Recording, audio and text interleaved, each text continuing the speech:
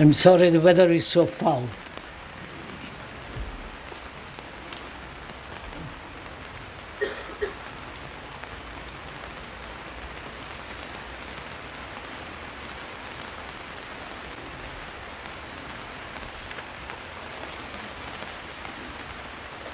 I'm sure many of you come with your personal problems.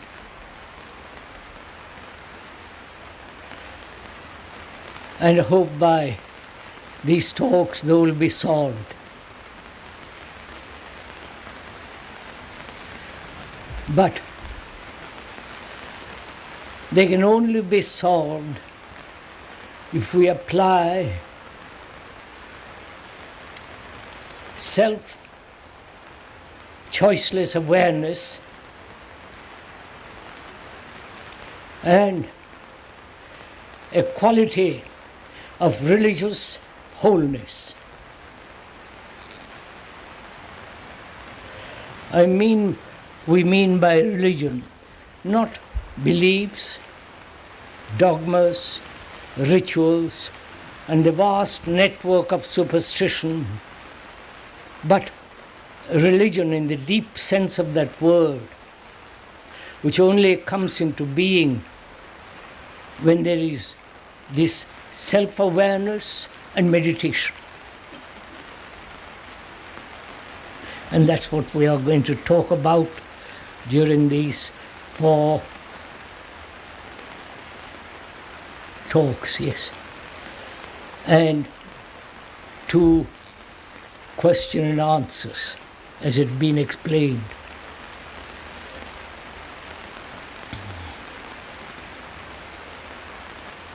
To go into this matter rather deeply,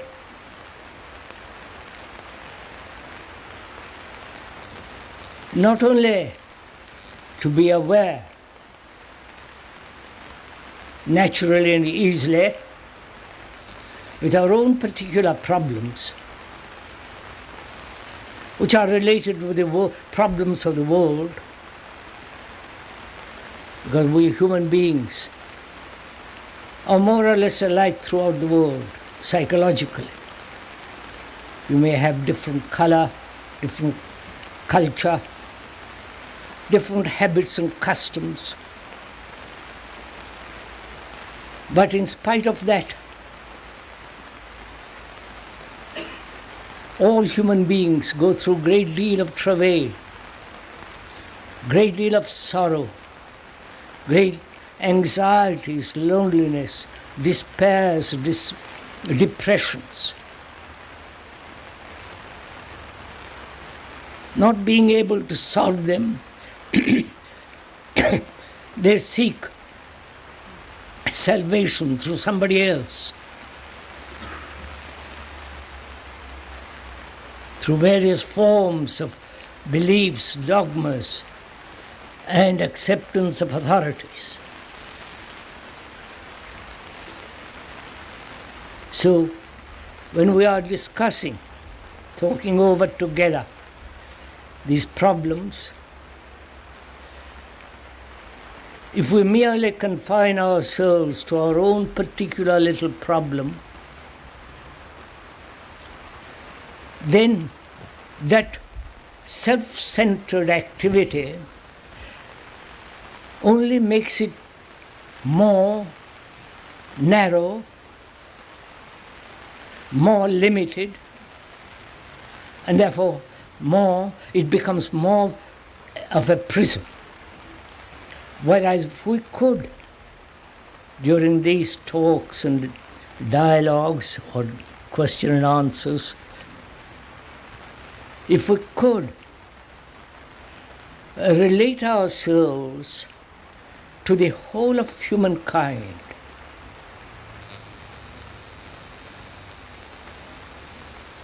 to the whole of humanity, we are part of that humanity. Over in the East, they suffer just as much as you do. They have their sorrows,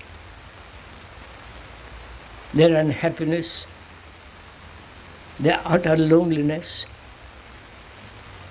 a sense of negligence by the society. There is no security, no certainty. They are confused as much as we are here. So we are essentially, deeply, psychologically part of that humanity. I think this must be understood really not merely verbally or intellectually or through reason, but one has to feel this. It is not a sentiment or romantic idea, but an actuality. That we are part of this whole of humankind. And therefore, we have a tremendous responsibility. And to bring about a unity among all our other human beings. It's only religion can do this. Bring us all together. Not politics, not science, not some new philosophy or some expensive economy or various organizations, political, religious. None of them are going to bring us together as a whole. I think this one has to realize very deeply that no organization, religious, political, economic, or the various forms of United Nations organizations will bring man together. It's only religion, in the deep sense of that word,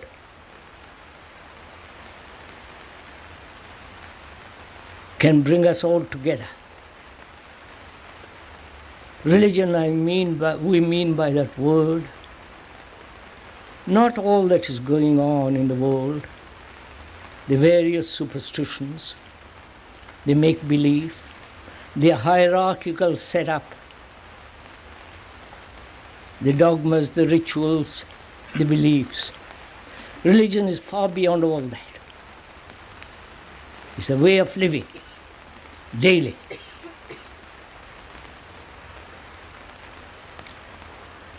And if we could think together,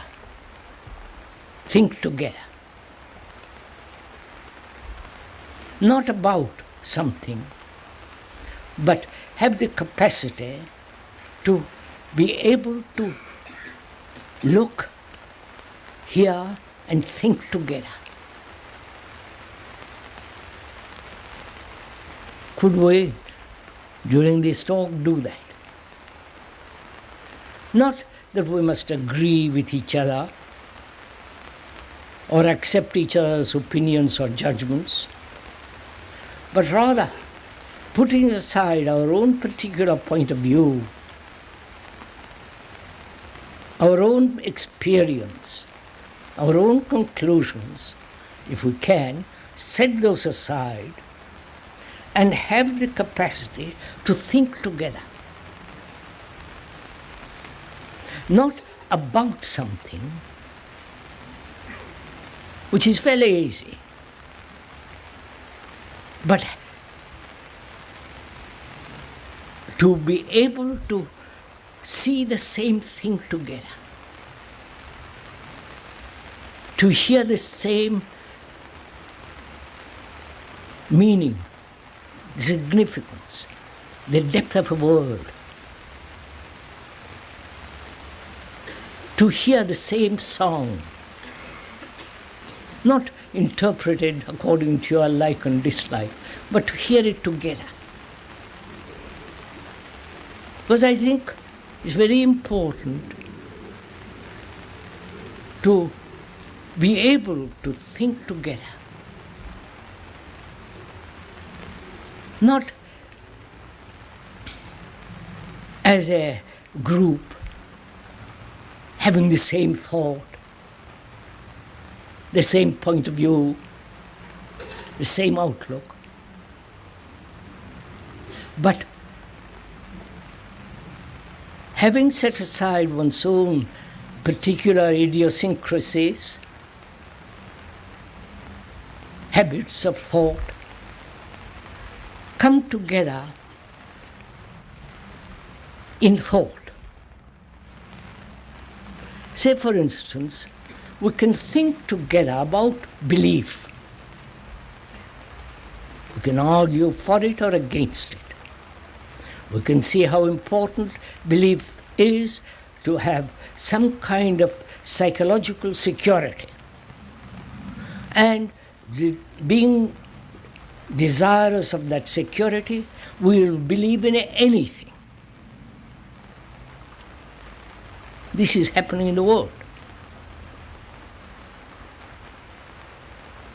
Believe in the most ridiculous nonsense, both economically, religiously, and in every way. So we can think about a belief together, agreeing or disagreeing. But we're trying something else, which is not thinking about something, but thinking itself together. I wonder if I'm making myself clear.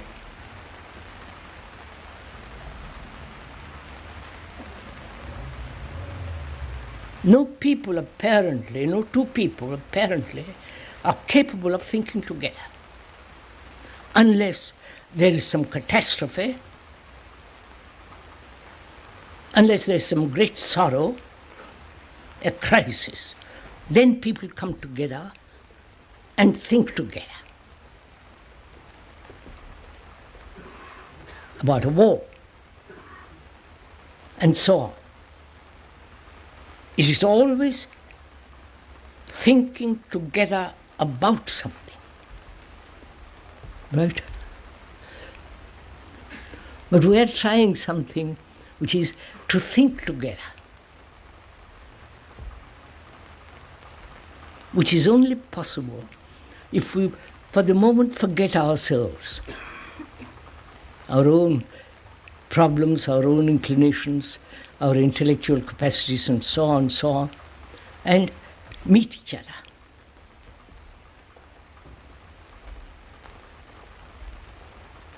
That requires a certain sense of attention,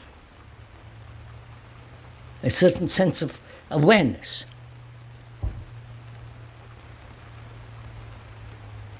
That each one of us are together in the quality of thinking. I don't know how to express it more than that. Could we do that? About all our problems. We can think together about our problems. But to have the capacity to think at the same level, with the same intensity, not about something, but the feeling of thinking together. I wonder.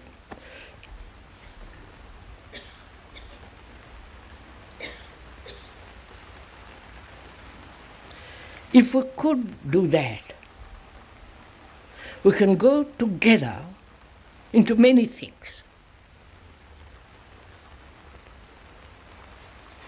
That means a certain quality of freedom, a certain sense of detachment, not forced, compelled, driven, but the freedom from our own backyard, and then meet together.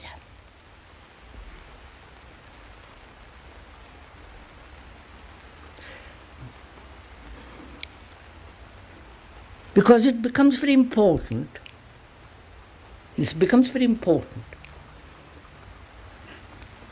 When we want to create a good society,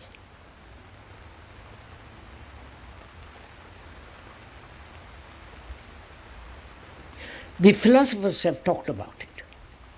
Ancient Greeks, the ancient Hindus, and the Chinese have talked about bringing about a good society. That is in the future. Sometime in the future, we will create a good society according to an ideal, a pattern, a certain sense of ideals, and so on. And apparently, throughout the world, a good society has never come into being. There are good people, maybe. It's becoming more and more difficult to be good in this world.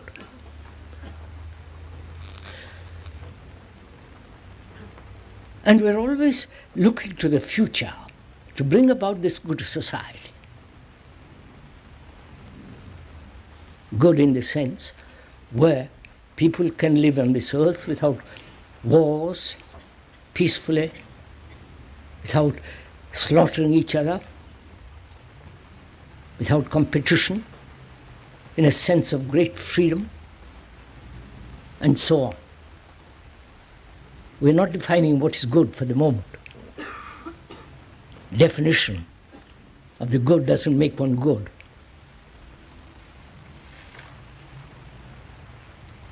So can we together think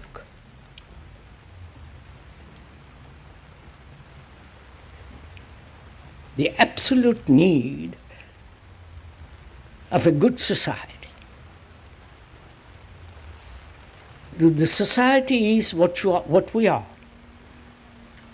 Society doesn't come into being mysteriously. It's not created by God. Man has created this society with all the wars and all that's going on. We don't have to go into all the horrible details of it. And that society is what we are. What each human being is. That's fairly obvious. That is, we create this society with all its divisions, with its conflicts, with its terror, with its inequality, and so on, so on, so on. Because in ourselves we are that. Which is in our relationship with each other, we are that. We may be fairly tolerant, fairly affectionate in private relationship. Even that's rather doubtful. But with regard to the rest of the human beings, we are not. Which is again fairly obvious when you read the newspapers, magazines, and actually see what's going on. So, good society can only come into being, not in the future, but now, when we human beings have established right relationship between ourselves. Is that possible? Not in some future date,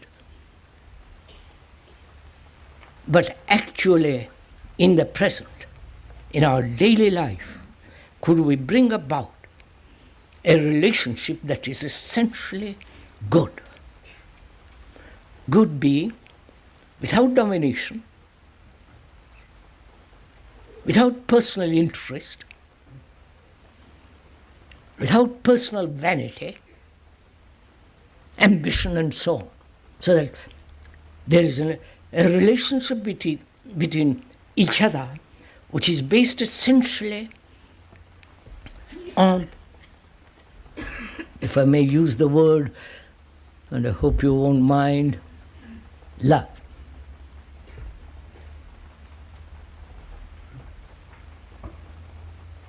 Is that possible?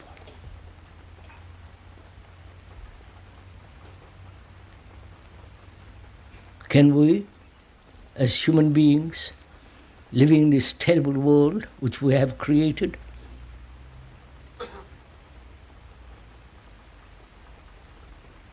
could we bring about a radical change in ourselves? That's the whole point. Some philosophers and others have said human conditioning is impossible radically to change.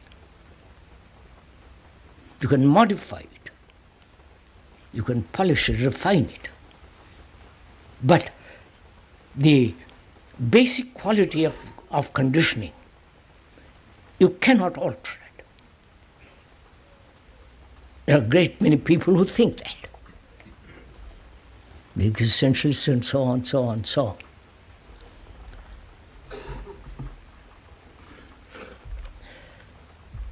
Why do we accept such condition? You're following, I hope, what we're talking. Why do we accept our conditioning, which has brought about this really mad world, insane world, where we want peace and we are supplying armaments, where we want peace and we are nationalistically, economically, socially dividing each other. We want peace and all religions are making us separate, as they are, the organizations. There's such vast contradiction out there as well as in ourselves.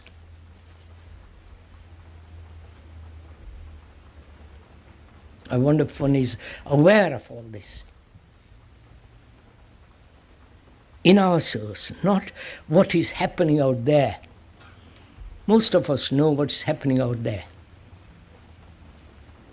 You don't have to be very clever to find out. Just observe. And that confusion out there is partly responsible for our own conditioning. We're asking, is it possible to bring about in our souls a radical transformation of this? Because only then we can have a good society, where we won't hurt each other, both psychologically as well as physically. When one asks this question of ourselves, what is our deep response to that question?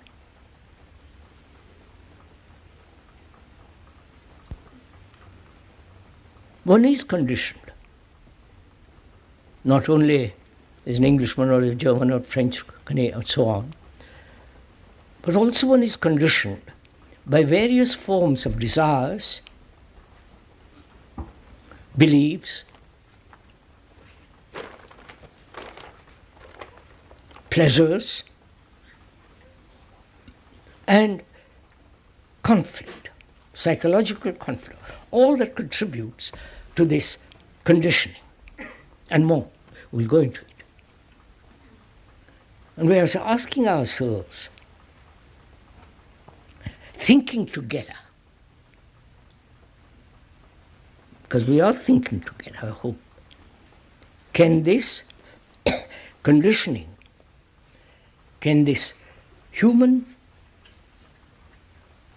prison, with its griefs, loneliness, anxieties, personal assertions,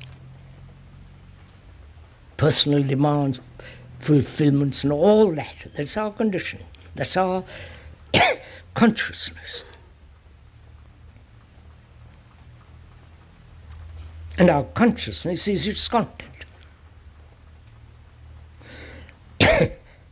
And we are saying, we are asking, can that whole structure be transformed?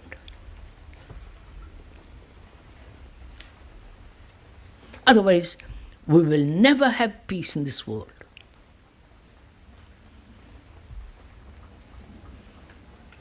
There will be perhaps little modifications, but man will be fighting, quarreling, perpetually in conflict within himself and outwardly. So that's our question.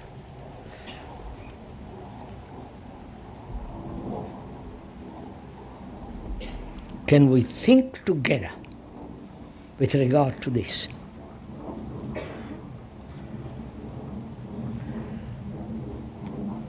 Then the question arises, what is one to do? One is aware that one is conditioned, knows, conscious. This conditioning has come into being by one's own desires. Self-centered activities.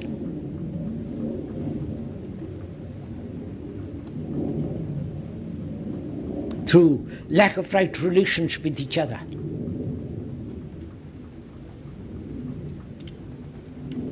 One's own sense of loneliness. One may live among a great many people who have intimate relationships, but there is always this sense of empty world within oneself. All that is our conditioning, intellectual, psychological, emotional, and also physical, naturally. Now, can this be totally be transformed? That I feel is the real revolution. In that there is no violence.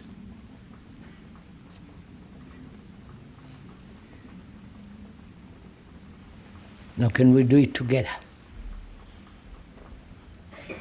Or if you do it, if you understand the conditioning and resolve that conditioning,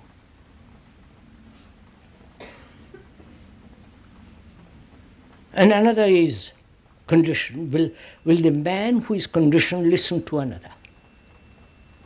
You understand what? Perhaps you are unconditioned. Will I listen to you?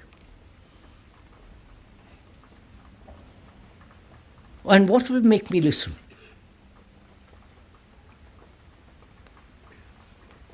What pressure? What influence? What reward?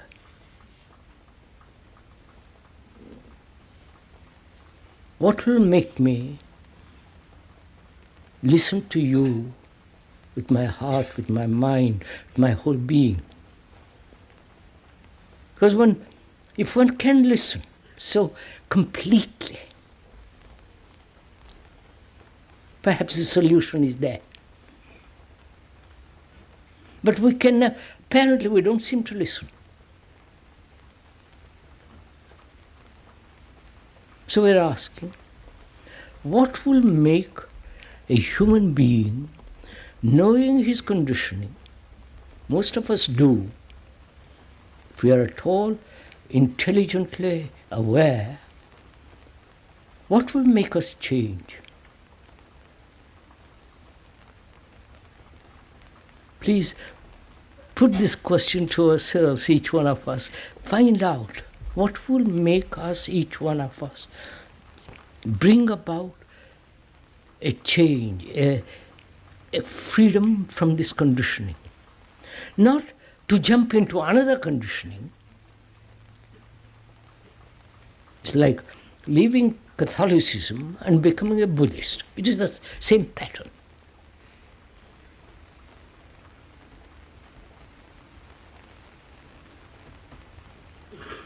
So what will make each one of us, who one is quite sure is desirous of bringing about a good society, What will make him change?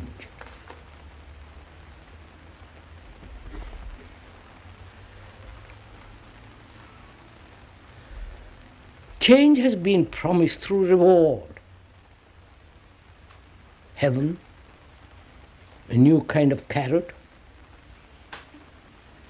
a new ideology, new community, new set of groups, new gurus, a reward, or a punishment. If you don't do this, you'll go to hell. So our whole thinking is based on this principle of reward and punishment. I'll do this if I can get something out of it.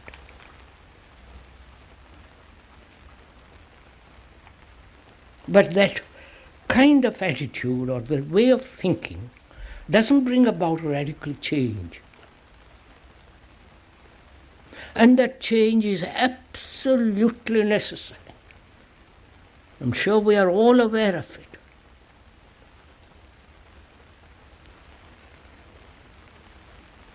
So what shall we do? Some of you have listened to the speaker for a number of years.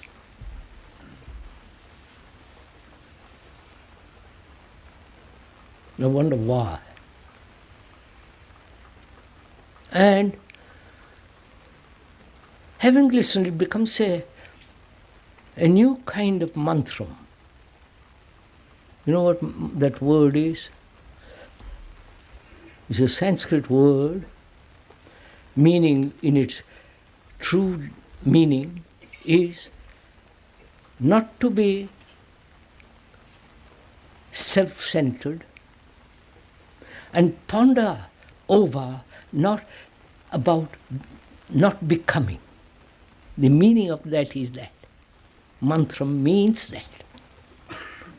Abolish self-centeredness and ponder, meditate, look at yourself so that you don't become something. That is the real meaning of that word, which has been ruined by all the transcendental meditation nonsense.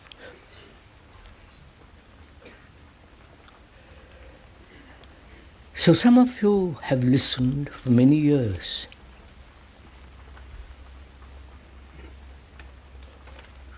And do we listen and therefore bring about a change, or you've got used to the words and just carry on? So we're asking, what will make man, a human being, who has lived for so many million years, carrying on the same old pattern, inherited the same instincts, self-preservation, fear, security, sense of self-concern which brings about great isolation? What will make that man change?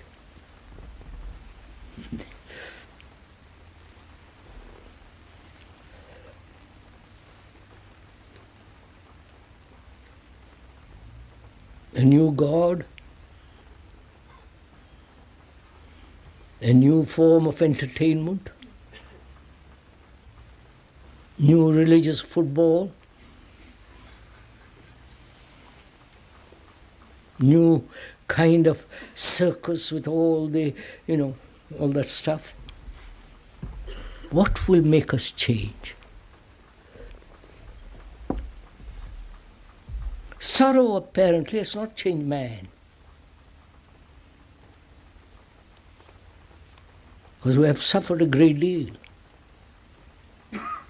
Not only individually, but collectively. As a whole of mankind, we have suffered an enormous amount. Wars, disease, pain, death. We have suffered enormously. And that parentless sorrow has not changed us.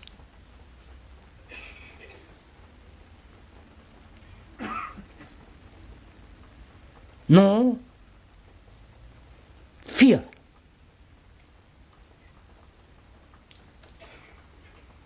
That hasn't changed us. Because our mind is pursuing constantly, seeking out pleasure. And that even that pleasure is the same pleasure in different forms. That hasn't changed us. So what will make us change?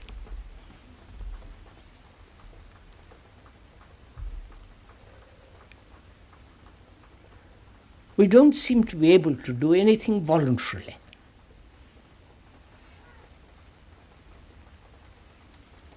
We do things under pressure.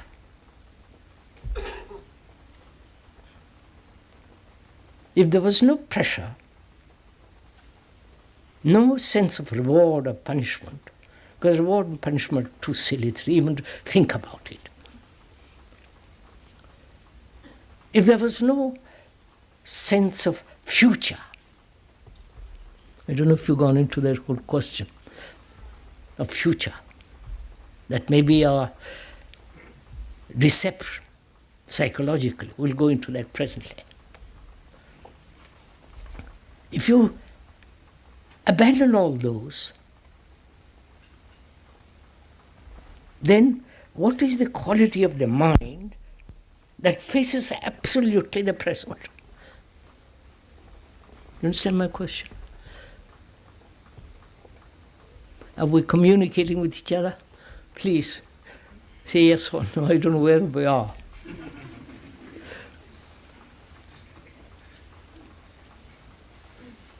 Hope I'm not talking to myself.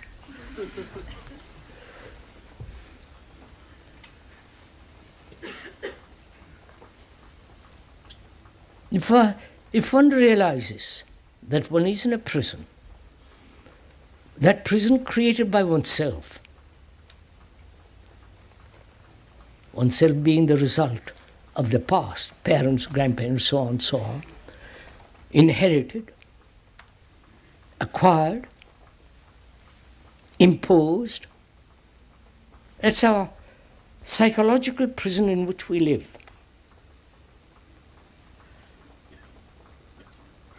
And naturally, the natural instinct is to break through that prison.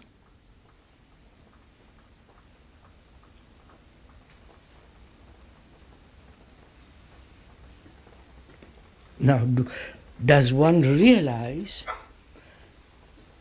not as an idea, not as a concept, but as an actuality, psychologically a fact? When one faces that fact,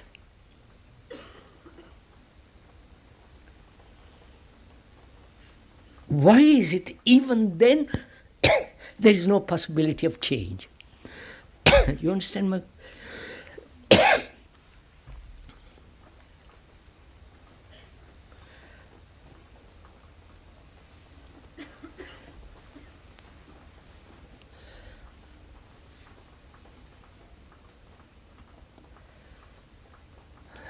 This has been a problem, probably for all serious people, for all people who are concerned with what the human tragedy, the human misery, and asking themselves, why don't we all bring about a sense of clarity in ourselves, a sense of freedom, a sense of being essentially good. I don't know if you have not noticed, the intellectuals, the literary people, the writers, and the so-called leaders of the world are now talking about bringing about good society. They've given it up.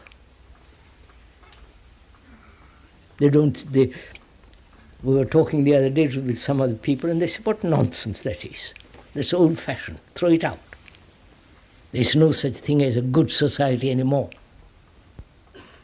This is Victorian, stupid, nonsensical. We have to accept things as they are and live with them.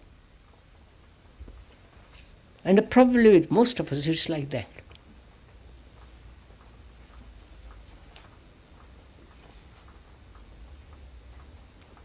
So for you and I, as two friends, talking over this, what shall we do?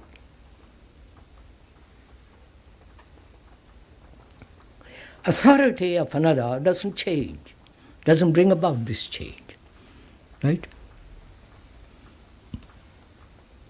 If I accept you as my authority, because I want to bring about a revolution in myself, and so perhaps bring about a good society, the very idea of my following you as you're instructing me, that ends good society. I wonder if you see that. I am not good because you tell me to be good.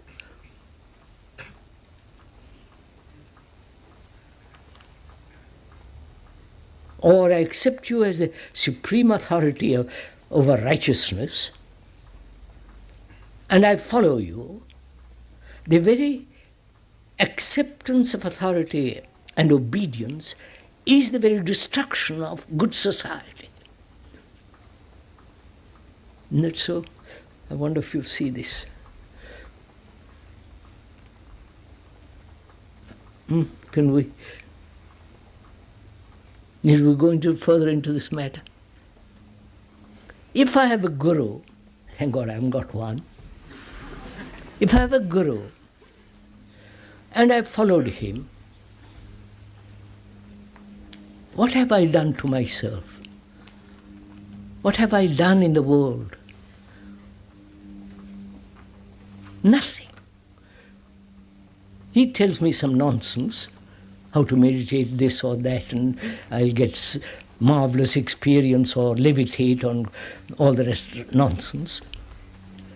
And my intention is to bring about a good society where we can be happy, where there is a sense of affection, a relationship, so that there is no barrier. That's my longing. I go to you as my guru, and what have I done? I've destroyed the very thing that I wanted. Because authority, apart from law and all the rest of that, psychological authority is divisive,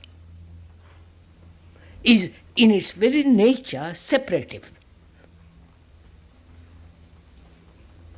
You up there and I down below. And so you are always progressing higher and higher, and I'm also progressing higher and higher. We never meet. This is what you laugh, I know. But actually this is what we are doing. So can I realize authority with its implication of organization will never free me. Authority gives one a sense of security. I don't know, I'm confused, you know, perhaps, at least I think you know.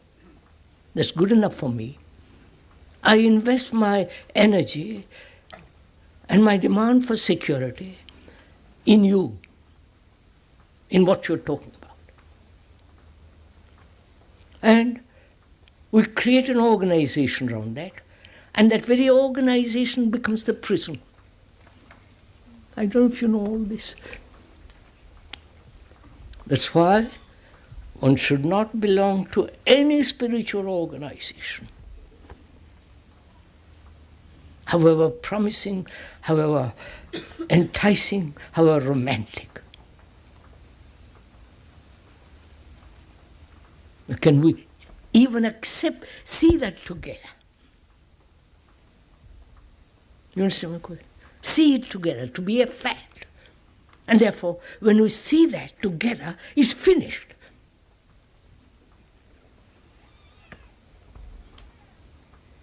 Seeing that the very nature of authority, with its organization, religious and otherwise, is separative, and obedience, setting up the hierarchical system,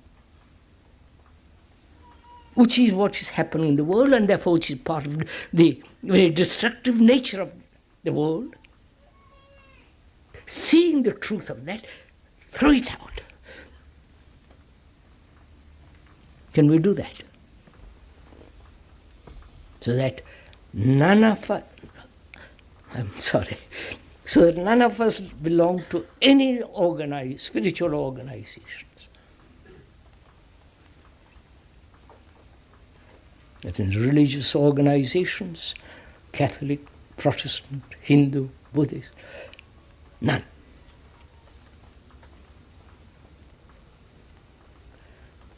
By belonging to something, we feel secure. Right? Obviously. But belonging to something invariably brings about insecurity, because in itself it's separative. You have your guru, your authority, you are Catholic, Protestant, and somebody else is something else. So they never meet. The all organized religion says we're all working together for truth.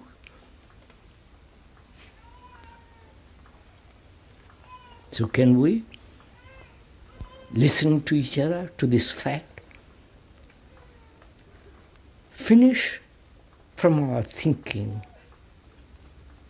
all sense of acceptance of authority, psychological authority, and therefore all the organizations created around it. Then what happens?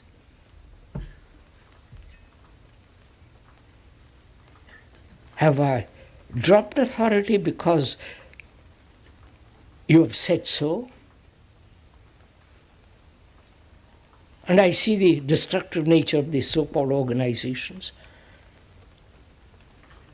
And do I see it as a fact and therefore with intelligence, or just vaguely accept it? I don't know if you're following this. If one sees the fact, the very perception of that fact is intelligence.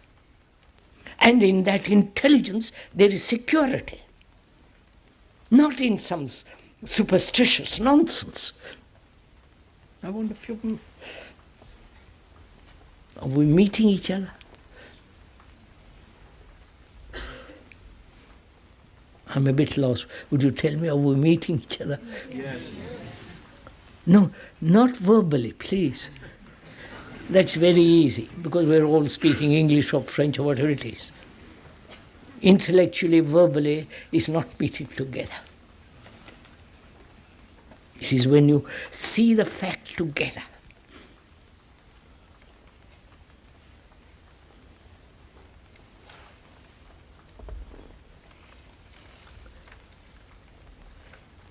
Now, so we are asking, can we look at the fact of our conditioning? Not the idea of our conditioning.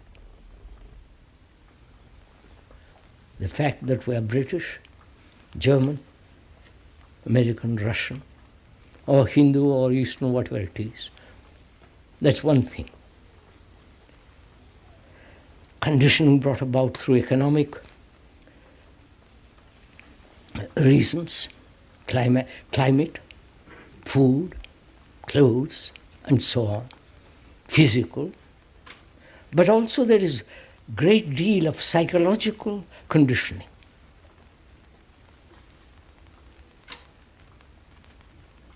Can we look at that as fact? like fear. Can we look at that?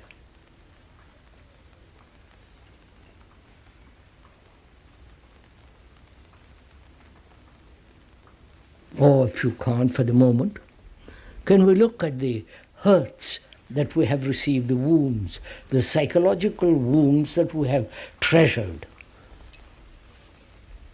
the wounds that we have received from childhood. Look at it, not analyze it. The psychotherapists, sorry, I hope there aren't any here. The psychotherapists go back, investigate into the past. That is, seek the cause of the wounds that one has received. Investigating, analyzing the whole movement of the past. That is generally called analysis. Psychotherapists. Now, discovering the cause, does that help? And you have taken a lot of time, years perhaps. It's a game that we all play. Because we never want to face the fact, but let's investigate how the fact has come into being. I don't know if you're following all this. So you're expending a great deal of energy and probably a great deal of money into professional investigation into the past or your own investigation, if you are capable of it. And we are saying such forms of analysis is not only separative, because the analyzer thinks he's different from the thing he's analyzing. Right? You're following all this?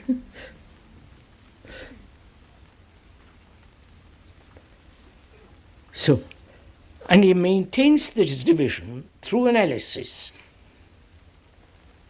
Whereas the obvious fact is the analyzer is the analyzed. I wonder if you see that. Moment one recognizes that the analyzer is the analyzed, because when you are angry, you are not you are that. You understand? Is this puzzle? That the observer is the observed.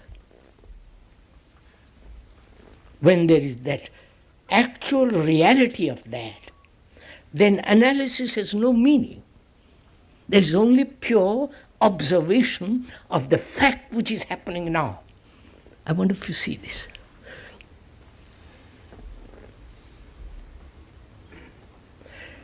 Because it may be rather difficult, because most of us are so conditioned to the analytical process, self-examination, introspective investigation. We are so accustomed to that, we are so conditioned by it, that perhaps if something new is said, you instantly reject or you withdraw. So please investigate, look at it.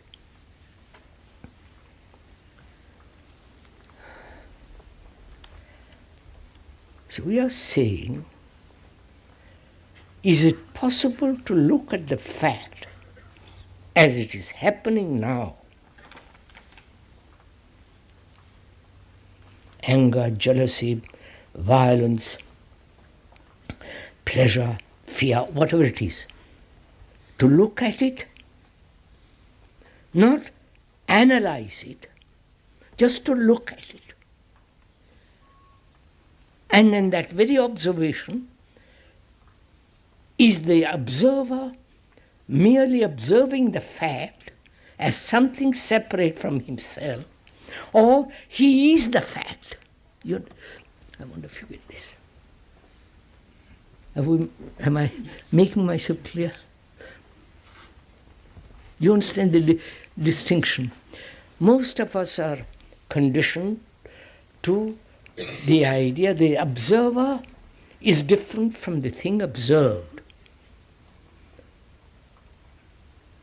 I have been greedy. I have been violent. So, at the moment of violence, there is no division. It's only later on thought picks it up and separates itself from the fact. So, the observer is the past looking at actually what is happening now. I wonder if you get all this.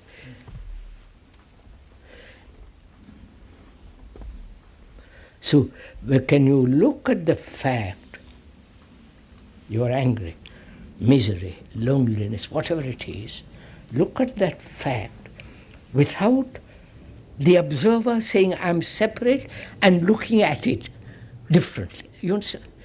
Or does he recognize the fact is himself?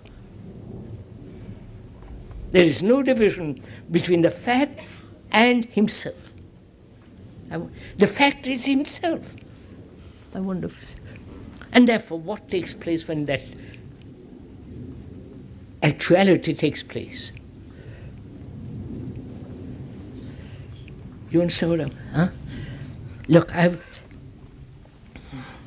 my mind has been conditioned to look at the fact that is loneliness. Let's take that. Or no, we began with being hurt from childhood. Let's look at it.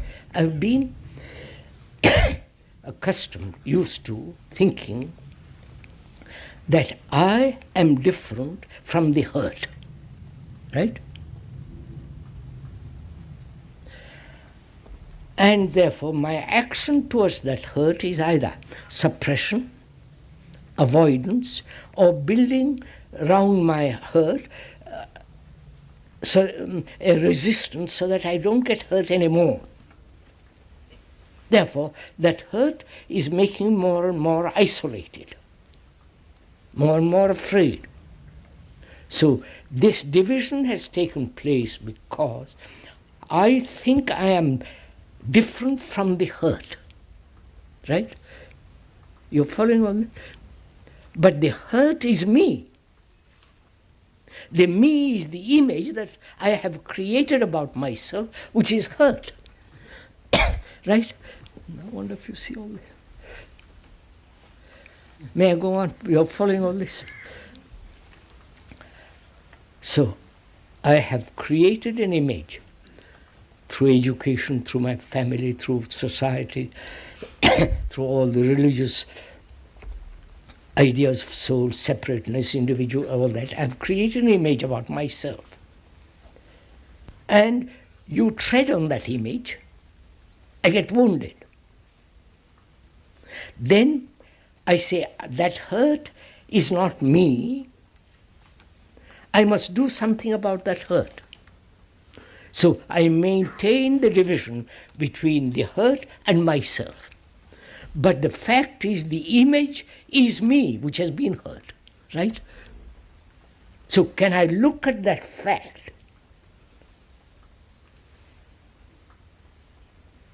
Look at the fact, the image is myself, and as long as I have the image about myself, somebody is going to tread on it.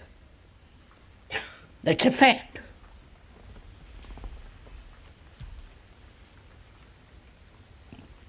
Can the mind be free of the image? Because one realizes as long as that image exists, you are going to do something to it, put a pin into it. And therefore there will be hurt. With the result of isolation, fear, resistance, building a wall around myself, all that takes place when there is the division between the observer and the observed, which is the hurt. Right? This is too This is not intellectual, please. This is just ordinary observing oneself, which we began by saying self-awareness.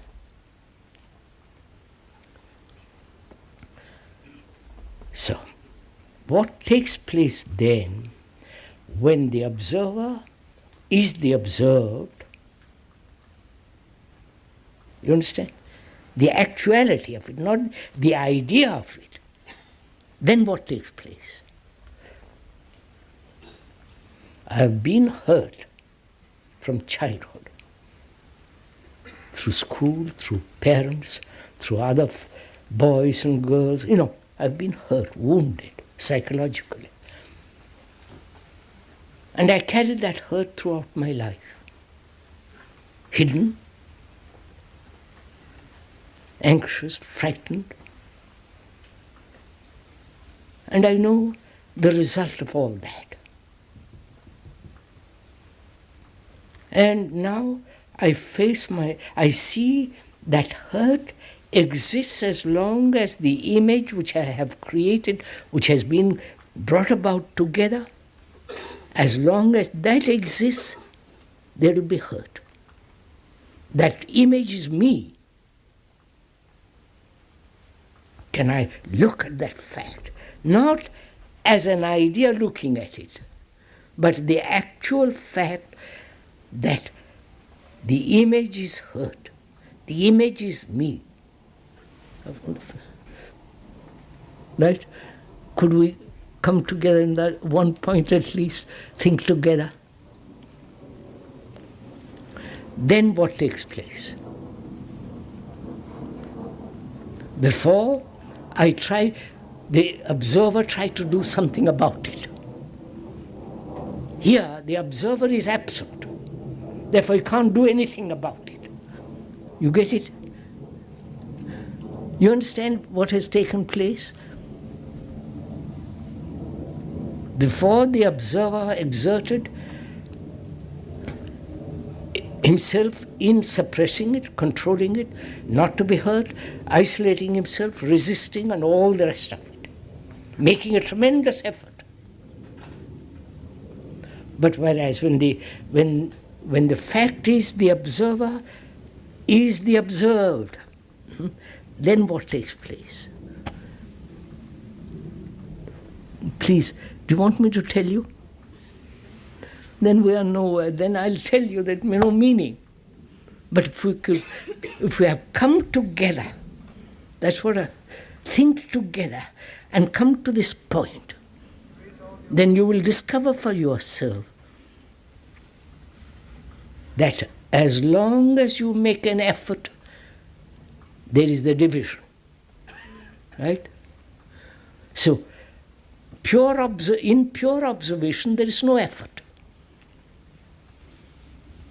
And therefore, the thing which has been put together as the image begins to dissolve. Are you with? That's the whole point. We began by saying self-awareness and the meditative quality in that awareness brings about a religious sense of unity. And human beings need this enormous sense of unity, which cannot be found through nationalities, through all the rest of that business. So can we, as human beings, after listening perhaps an hour, I don't know, yes, Pichu, see at least one fact together, and seeing that fact together, resolve it completely.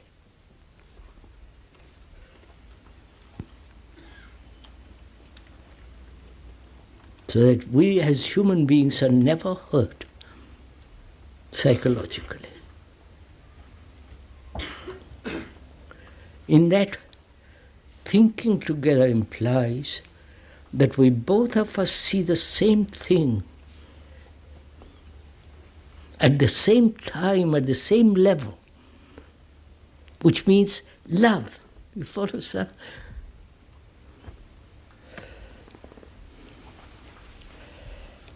I think that's enough this morning, isn't it? We meet again tomorrow morning.